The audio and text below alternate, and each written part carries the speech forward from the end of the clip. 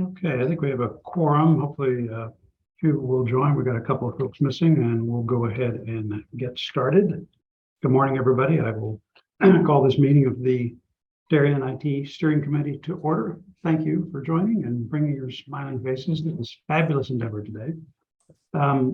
We have some good stuff actually to go through today. So thanks to the teams for their work and continued efforts on all this. And we will get right to it. Let me start with, actually I'm going to start with Jeff. So Jeff Krause, Jeff and his team, which is, Jeff Adams and Kate have worked up a series of policies for consideration. And these are all pertaining to a variety of things related to IT. You all have received a copy of these policies by email prior to this meeting. So hopefully you've had a chance to go through them. I printed, read through, and commented on all of them myself. I think they're terrific, but I will let the good Mr. Krause take it from here and give us a quick overview of what he's got for us today. Yeah. Okay, superb, John. Just the background again on these policies is that we have a set of practices in place that are that we've had in place for a number of years and continue to improve, but we haven't had the policy foundation that says these are the objectives, this is what we are trying to achieve, and we should over time develop practices and procedures that really adopt in the direction of these policies. And so what Jeff brought to the team was it's time for us to get in place. And actually he had done background work a couple of years ago on getting the foundation laid for these policies so that we can, so the tenor of the three main directions of the policies. One is an acceptable use policy, just a basic foundational understanding of what anyone who uses the IT systems of the town of Darien are signing up for when they, what's acceptable on our networks. The second set of policies is around how we respond to different security incidents, what are security breaches, what do we define, and then what's our practice and policy for addressing those security breaches and then remediating those security breaches.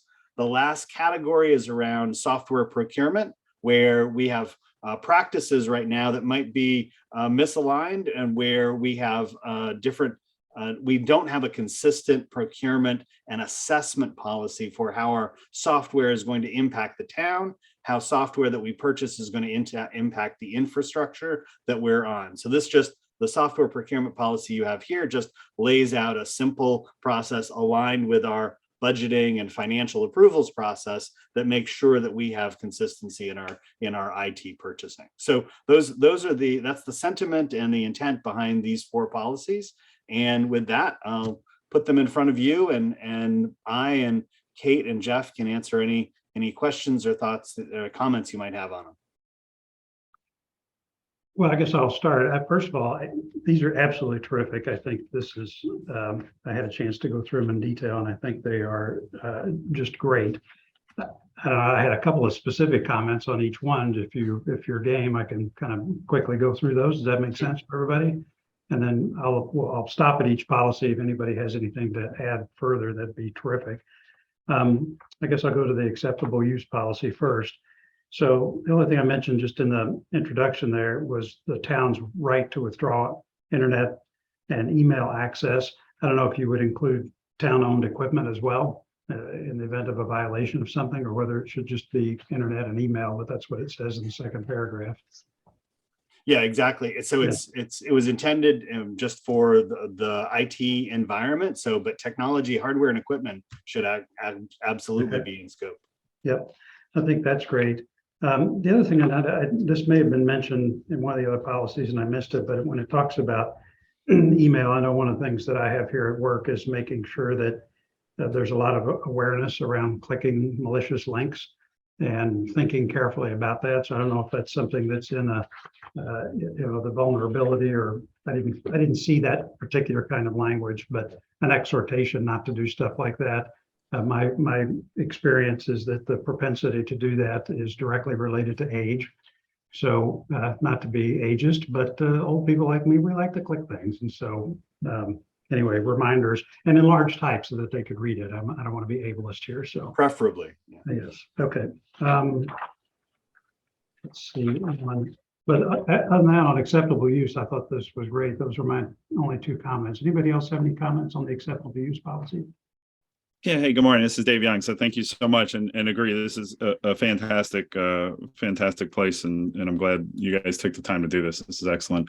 I guess for the acceptable use, one thing I wasn't clear of, kind of, and again, I have a big technology background, is what is the kind of acceptable place to store things and to keep things. Like it talks a lot about don't keep things on your local computer, and I'm not sure. And again, Jeff, this may be for you. Is everything expected to be in Azure in OneDrive, or does the town have servers? Or we can either step through the details now, or that might be a section you may want to add to the top of this, so that what is the acceptable use is understood.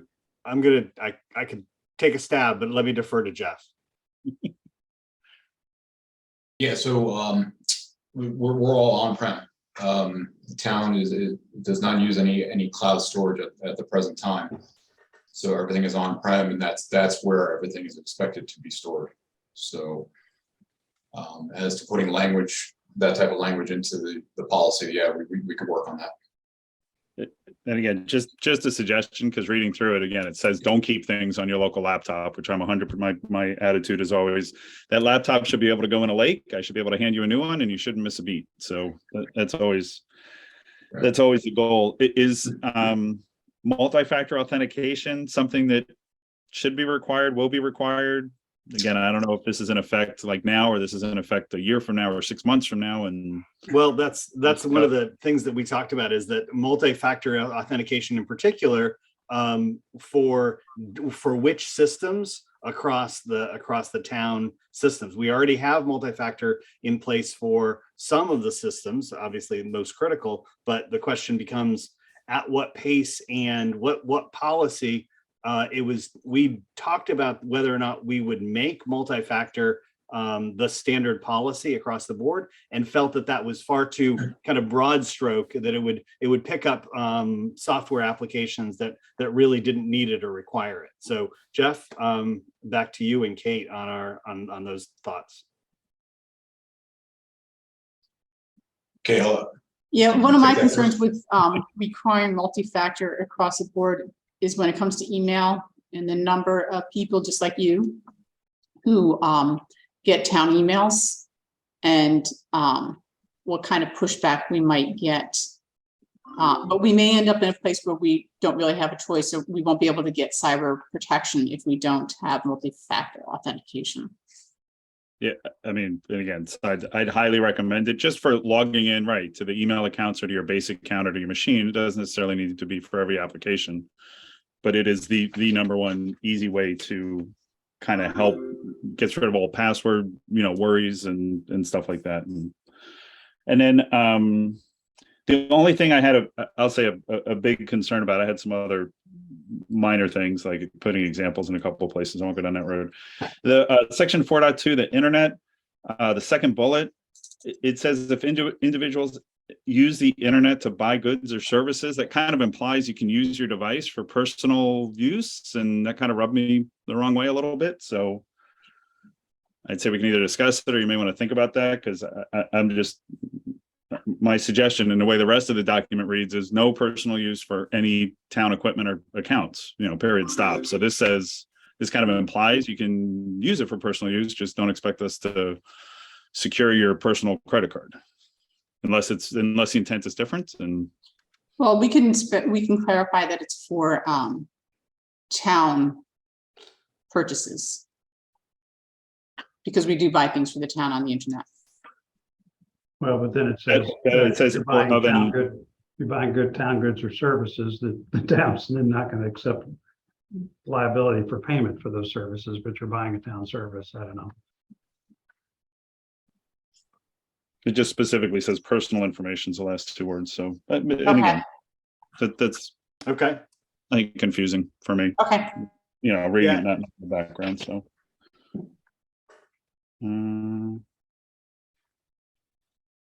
yeah. Thank you so much. I think in general that was it. Yeah, it was good. Other comments from anyone?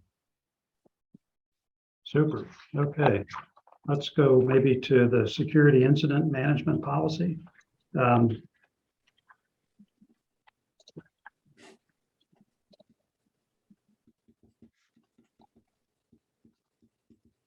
Actually, this one, the only comment I had was a general one around communication and coordination. So if it's an incident of any significance, maybe this really rests with the first selectman to coordinate or make decisions with regard to communicating with the public about this. So I don't know whether that's something that needs to be addressed as part of this. I have to just say that the first selectman with the board of selectmen will decide how to report on this, or ensure that it gets reported to the public in some expeditious manner, or whether any of that needs to be specifically delineated. But it just struck me that anytime there's an incident like this, it's got to be resolved and addressed. But at some point, you got to talk about it. And what does that look like in a town setting? I know how to do it in a corporation, but not quite sure what we'd want to do here. Yeah, we talked about the response and the reporting, the communication lines kind of within the town of Darien, because, and we brought out the thoughts that there are security incidents of varying degrees of importance and impact for the town. Everything from email phishing, which we get nearly every day, up to a major breach of our of the financial systems. And so there's, on that sliding scale, being able to draw bright lines in terms of what gets communicated when, or what, and then what gets disseminated and in what format to the residents was something we stayed silent on. I guess we could put in I mean, again, it's kind of a generic statement that just says at the discretion of the first selectman, that the such incidents are communicated to residents. So, but I think that enhances it by saying the intention here is to communicate and with transparency, without being specific in terms of what line you have to cross in order for that to be true. Yeah, I kind of like that because it acknowledges the need to do that and our responsibility to do that, while not creating something inflexible and just leaving it to the first selectman's discretion to decide how and when to do it. So, yeah, that was my only comment on this policy. Anybody else have any thoughts on the security incident management policy? There was just one spot, section 4, where it just said contractors and vendors didn't list volunteers. Every place else we list volunteers, and I think it's critical because we are major. Yeah, I know you got it everywhere else, but I caught that one. Sorry. It's just section 4. Section 4, the first sentence. Yeah. Yeah, because we added that and expanded it. So got it. Yeah, and then it just felt a little bit, the password disclosure, again, it's fine to have it in 2 places. It just felt like a duplicate of what we just talked about in the other document, but you just got to be careful. If you do that, then you update one, you got to remember to update both of them. Historically, the way I've done it is just say, go see the other documents, and then you have it in one place, but that's just style points, as I say. So whatever you guys are comfortable with. But thank you. No, I thought it was fantastic. Other comments? Okay.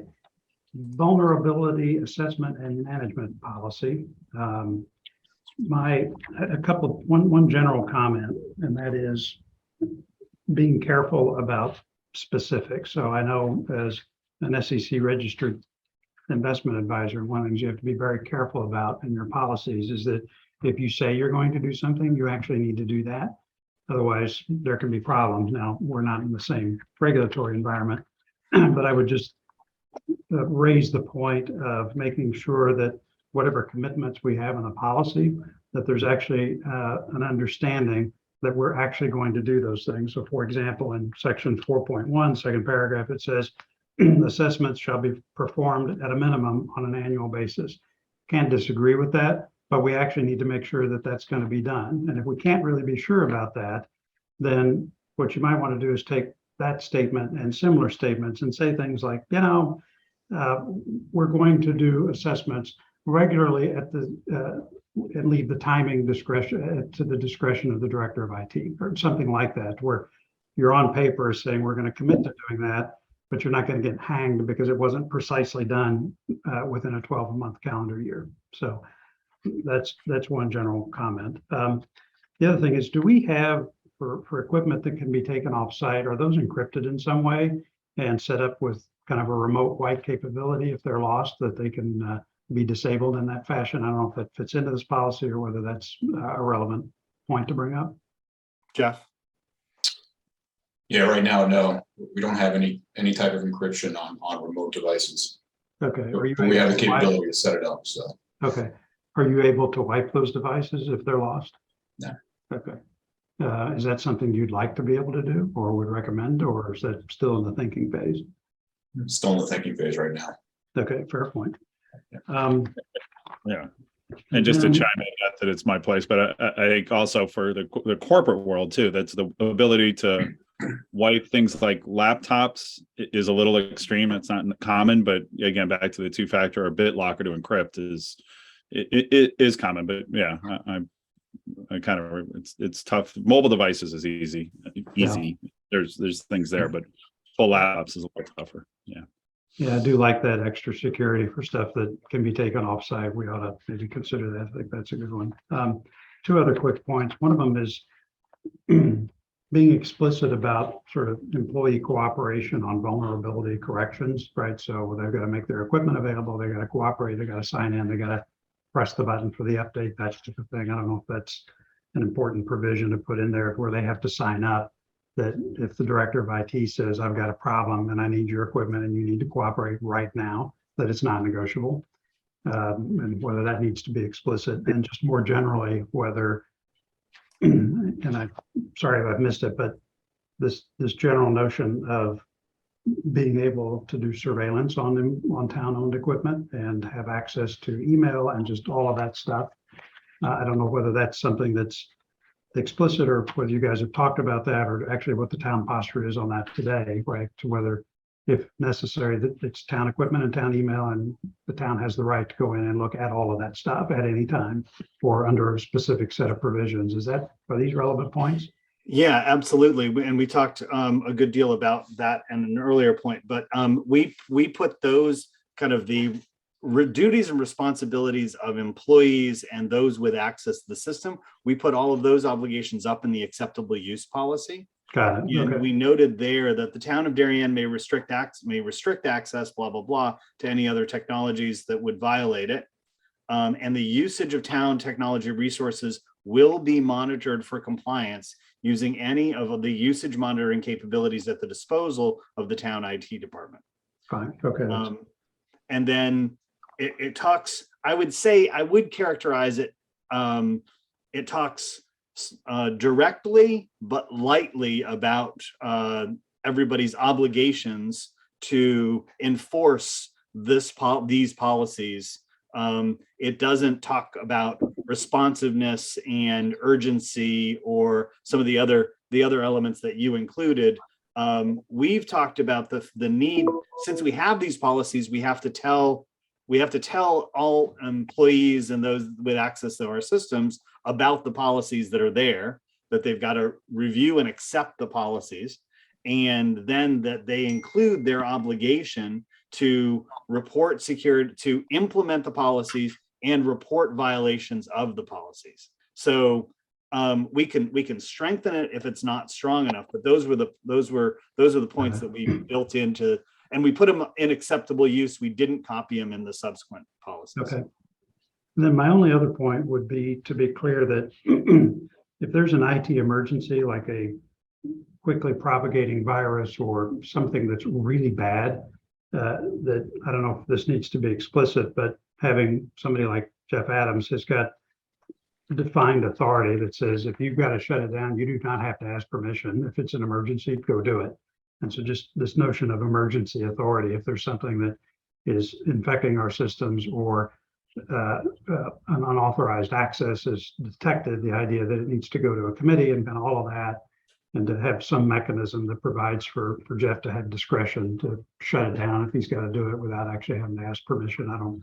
It just occurred to me that if something like that happened, I would want him to feel comfortable that he can go in and lock everything down, in a few seconds if he deemed it absolutely necessary, and then ask permission later.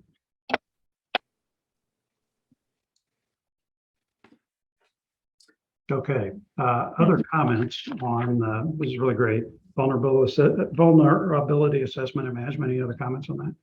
So I guess my comment, and John, I was very impressed and happy to see kind of the opposite of what you're saying. I totally agree. If you're gonna say you're gonna do an annual, right, you need to do an annual.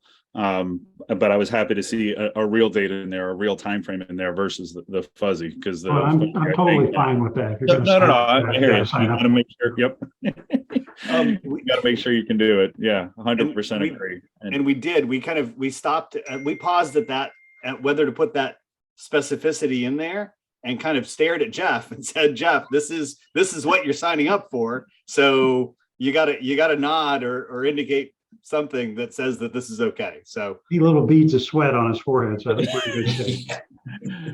And I'm guessing too, I think, Kate, you mentioned cybersecurity. I would expect that any cybersecurity insurance or anything like that is going to require hard dates instead of the soft dates. I would think, but no, I put a huge check mark, and that's fantastic. I also was impressed in the 4.2, the last paragraph, about the remediation and the urgency around remediation when vulnerabilities are found. So that's, again, I think fantastic. And yeah, I hope you guys were able to do it.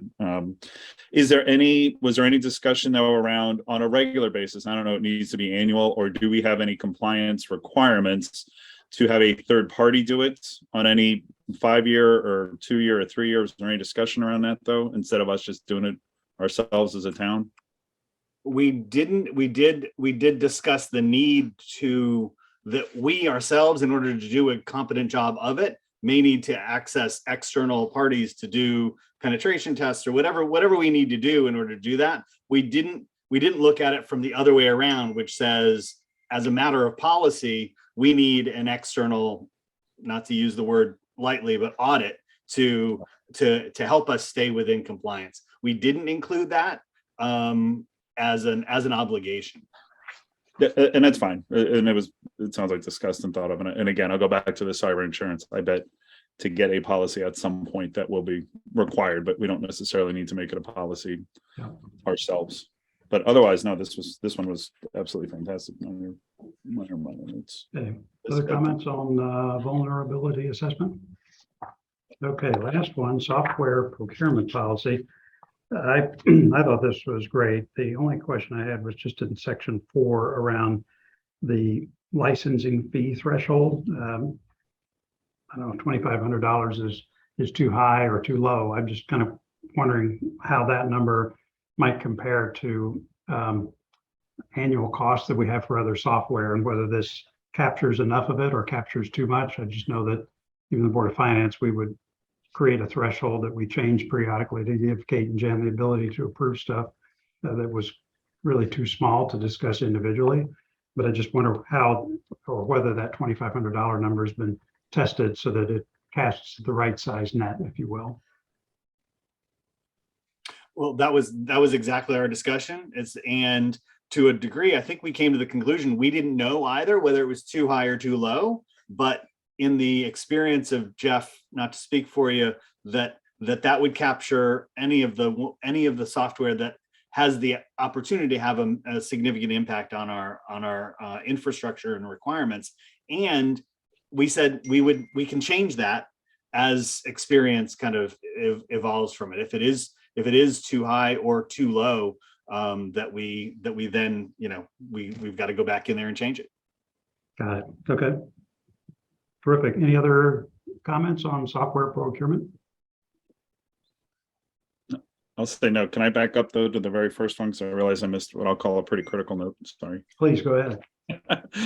Sorry. So back to the just really quick, the acceptable use policy.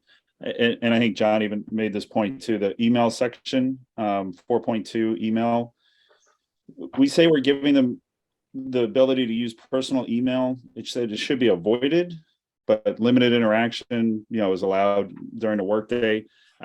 I guess that scares the crap out of me. Sorry. As John said, people love to click on stuff. And I think at this point, personal email, everybody should be able to do it on their phone, even if they're at work. I would expect a a town operated and owned device, not to have personal email on it, but I'm guessing there was a lot of discussion around that. So I just, that just made me really nervous, and I apologize. I thought it was one of the other the policies. That's why I missed it when we talked earlier.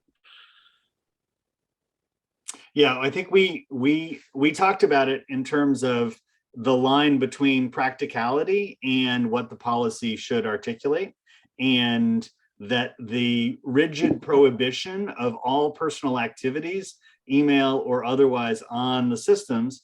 I thought we came to the conclusion, and I would ask Kate and Jeff to give their experience on this, but that just begged people to disregard the rigidity of the policy. And so that's where, so we acknowledge the fact that people are using, that people may check their email on their work computer. And maybe that's too kind of lenient or too accepting of that, but that's the feedback we're looking for. Kate, Jeff, any other thoughts or comments on that? One of my thoughts is that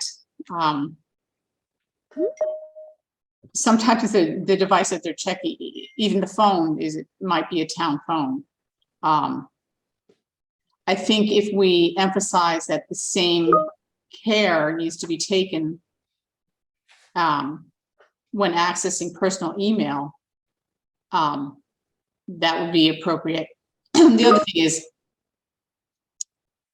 they should be limiting personal business during town working hours, period. They shouldn't be checking their email when they're supposed to be working. Well, So I guess that's a side HR discussion, in my opinion.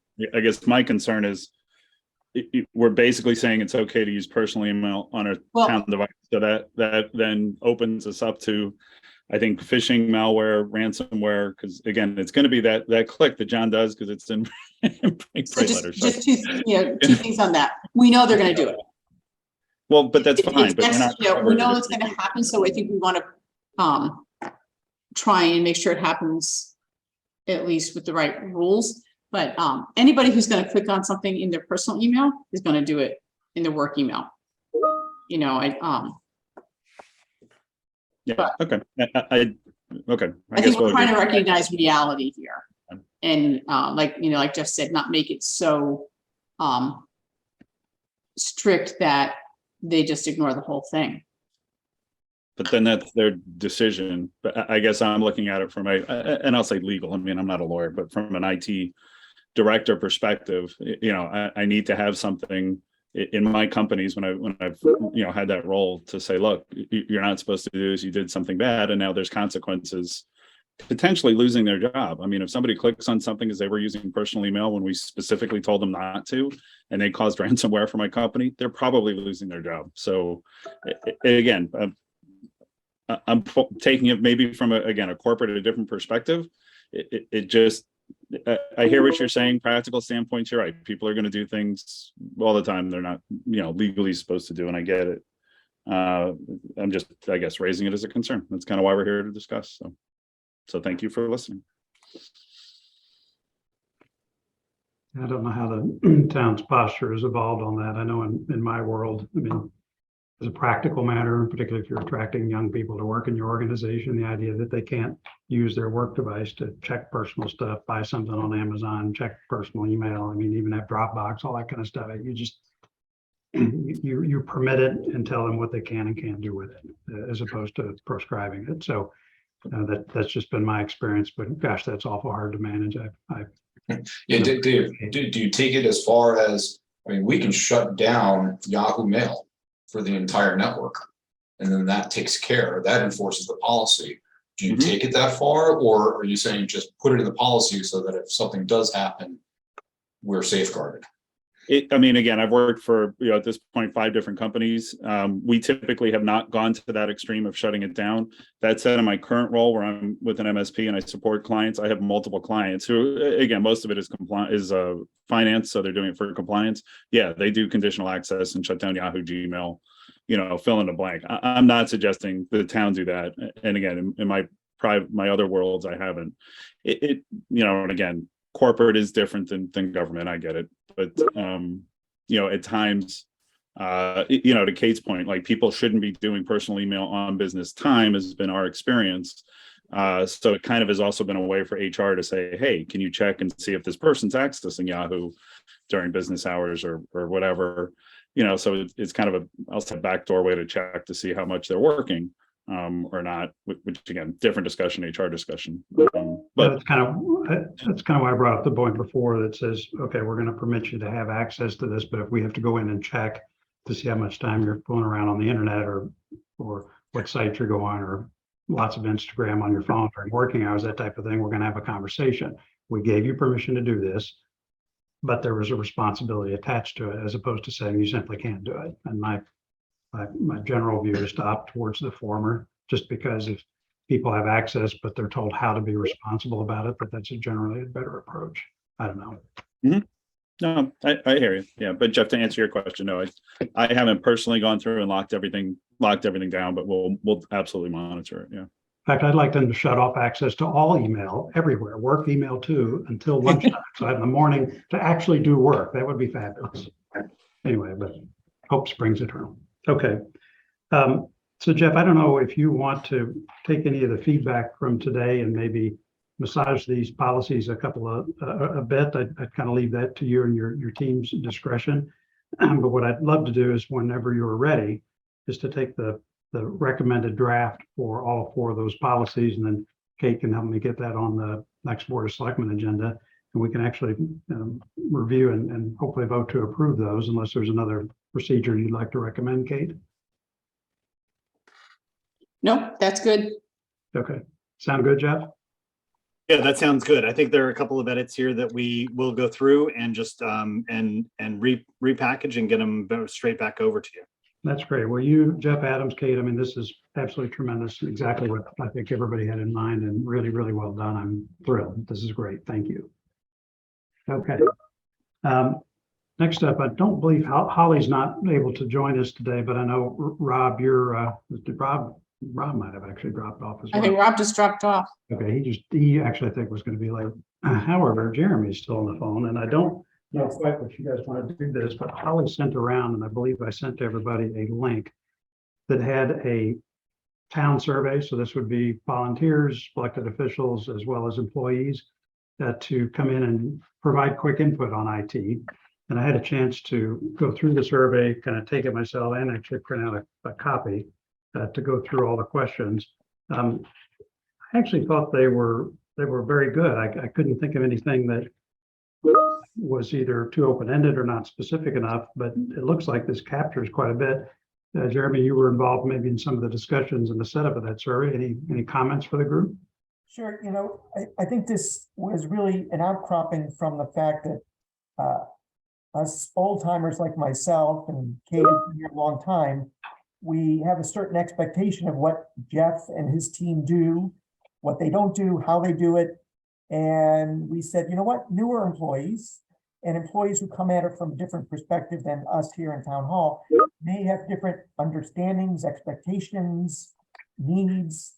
And so Holly's suggestion was, especially I think his background in this, sending a survey out to people for them to understand what's currently being done now by Jeff and his team relative to hardware, software, support, and what their needs are, what their expectations are, and how they use certain services, software, the internet for certain things. And are there gaps in both what we're supplying to people or their expectations? And are there ways for us to better inform them of what we do and how we do it? So we tried to make the survey as simple as possible from 2 perspectives: is understanding what the role of the person is, whether they work here in this building, whether they work on the Board of Ed, or whether they are a volunteer. One of the interesting facets is it's only in recent years have volunteers for boards and commissions been given a town email address. And so one of the things we need to make them aware of is, hey, you're going to be interacting more and you may have problems with your email address. So what are the expectations relative to that? We just talked about accessible use policy, for example. We could foresee a time where we might be issuing iPads to certain volunteers to transfer information and give them access to information. So it really is time for us to understand how people get information, what Jeff's team does, and are there ways to supplement that or modify that? So it's hitting it from a number of angles, and the goal is to send it out to, I think, well over, I think, Kate, we estimated about 150 to 200 town volunteers on boards and commissions, all town hall employees. I think we were thinking police department employees, and Jeff was going to get us a smattering of folks over on the Board of Ed side to round that out. So I think that tries to summarize what the thought process was on the survey. Yeah, I think this is great. The only thing I could maybe offer is not actually the survey itself, but getting people to complete the survey, right? So if everybody could spend time, right, of all 150 recipients, actually spend time, think about these questions and fill in all these free text box with some substantive input, that's what's going to make this survey, I think, really effective, as opposed to trying to tweak any of the questions, because there's plenty of places to put in input. You've got to get people to do it. And so I'm wondering if the team gave any thought to incentivizing recipients to complete the survey. I know this is town government and we can't do anything crazy, but I don't know, gift cards for anybody who's logged in as having done a complete survey, that type of thing, or I don't know. But it might be worth thinking about, and even if there's no incentive, just to communicate early and often, really encourage people to do this, that type of thing, but just having a real process around the dissemination of the survey to encourage really thoughtful completion of it. I think that's where we'll get the most value. That was the only comment I had. Anybody else have any comments about the survey or process? I just have one question. Why are we limiting how many people we're sending it to? Well, I guess that's a good question, Jim. Is what one of the stumbling blocks here is I've been working with Linda O'Leary on getting the name, email addresses of numerous volunteers, boards, and commissions. Some have been proven to be very easy. We have those. Others, especially for people that don't use town email, are we're going to have a little more trouble with them. But if you know of any that might fall through the cracks, that would be great. I guess there's a different, and we've tried to, it's a good question, Jim, which we asked, do we open it up to everybody in the town of Darien, every, I'll call it customer? But I think we're asking different questions of the customers and their needs versus getting a handle around, I'll call it the employees and the users who Jeff Adams might support or be able to support with his team versus a customer who lives over there down the street who's having trouble logging into a piece of software. But I think getting a good handle on as many volunteers is going to be at least step one.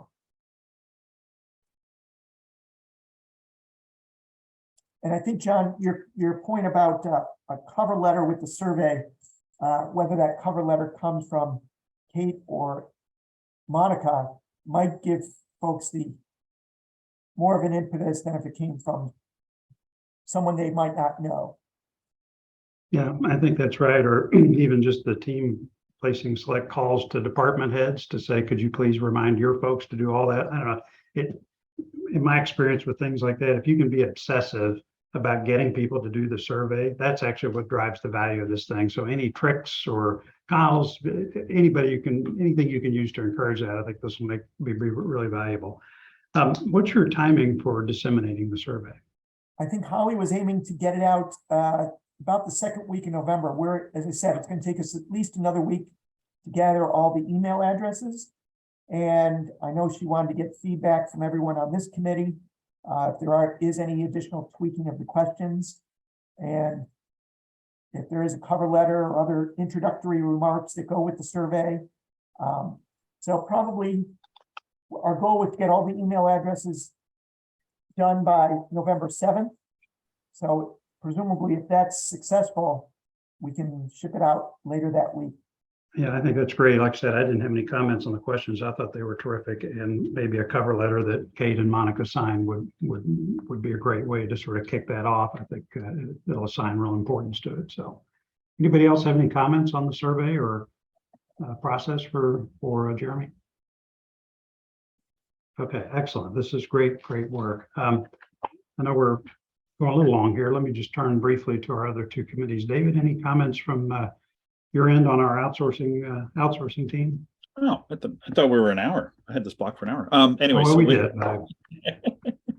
So I appreciate it. So we had a great meeting with Jeff and the committee. And Jeff, again, thank you so much for your time, which resulted in a survey being sent. Bottom line, Agio is going to provide us with, I'll say, a quote and list of services. We'll meet again as a committee and probably with Jeff to determine if that's something that would make sense.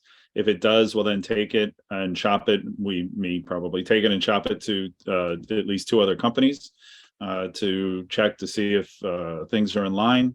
Also talk to again equivalent towns and see if this is something they're doing or how they're doing it, and then come back to the whole committee with a potential recommendation for things that can be outsourced. And just to give you a sense, like the thing where everybody perked up is, the police department as a PC, kind of goes south at 2 a.m. Today you're waking somebody up and probably it takes them an hour to get there and work on it. Whereas an outsourced service that's, 24/7 and has access to the computer through a desktop or something, immediately is on it and it's taken care of and fixed before, within an hour. So before somebody from the town potentially could even get in there. So it's that type of thing where it's kind of value added versus replacing existing services that might make a lot of sense. Personally, I thought it was a pretty productive discussion. I don't know if Jeff, I hope he feels the same way, but we're making progress. Okay, terrific. Any questions for David? Outstanding. Okay. Last one is just our citizen service group. Sean is not on today, but Jim, you're here. Any quick comments or updates from that group? Yeah, we have not met since our last meeting, so Okay. we'll probably be getting together in the next few weeks, and hopefully have an update for our next meeting. Yeah, I talked to Sean about that a bit and volunteered to kind of join his committee and help out with that. So I'll let him know, but if you could just remind yourself to clue me in as to when your next meeting is, and I'll be sure to be as part of that discussion. So, okay. I think the last thing we've got on the agenda is minutes from, that's it, minutes from the previous meeting, which Linda sent around. I had a chance to go through this. They're pretty short and sweet. Anybody have any comments on the minutes? Okay, motion to approve those. Okay, Jeremy, second. David, all in favor? Great. Okay, our minutes are approved. And Kate, when is our next meeting? It is November, 17th, looks like. open my email. Yeah, I got the agenda here. It's Thursday, November 17th. Okay. Okay. All right, this has been a super productive meeting. I appreciate everybody's input. Really great. I think we'll have stuff to recommend very shortly, and we're making terrific progress. So thank you very much for joining. If there's no other comments or questions, I entertain a motion to adjourn. Okay, Jeff, second, David, all in favor? We stand adjourned. Thanks a lot. Have a great day, everybody. Take care.